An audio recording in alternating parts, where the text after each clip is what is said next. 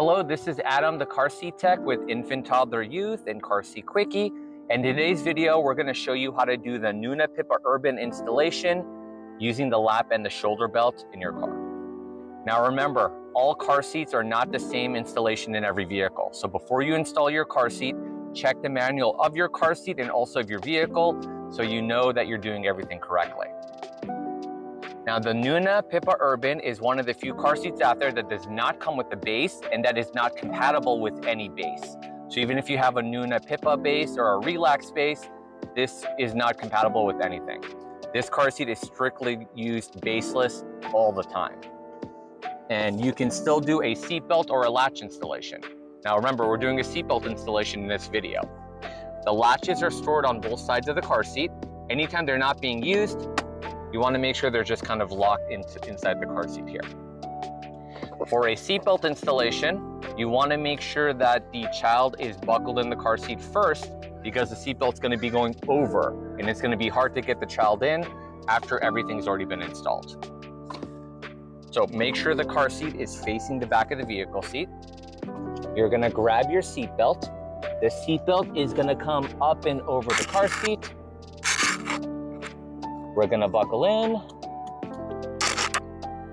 There is a tab with a blue marking on both sides of the chair. You have to make sure that the lap belt is going underneath these tabs here. So we'll do one side and then we'll do the other. Now this is where you're going to have options. The shoulder belt has two ways you can attach this. If the seat belt is not long enough, it's just going to go straight back up to the car. You want it right up against the back of the vehicle seat. If it is long enough, and this is the preferred method, they want you to do the European route, which means the shoulder belt is going to go around the back of the car seat. Let me show you. There is another tab with a blue marking on there. This one behind the car seat is for the shoulder belt only. So we're going to pull the shoulder belt all the way out. Make sure you don't let it go. The shoulder belt is going to slide into the tab behind the car seat. And now we have both of our seat belts in the correct belt path. The next step is very important. You want to make sure you lock the seat belt. In my car, the way you lock it is you're going to pull the seat belt all the way out as far as it can go. Now when you let it retract, you're going to hear like a ratcheting sound.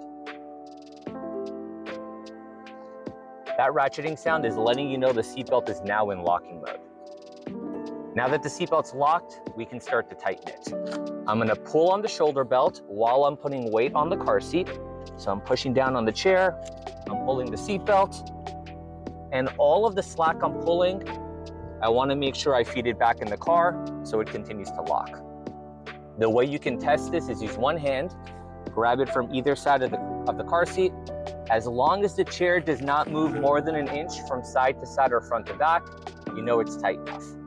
Never test the car seat on the back. This part is supposed to move. So it'll move up and down, it'll move side to side. That's where crash force is released if there's ever an accident.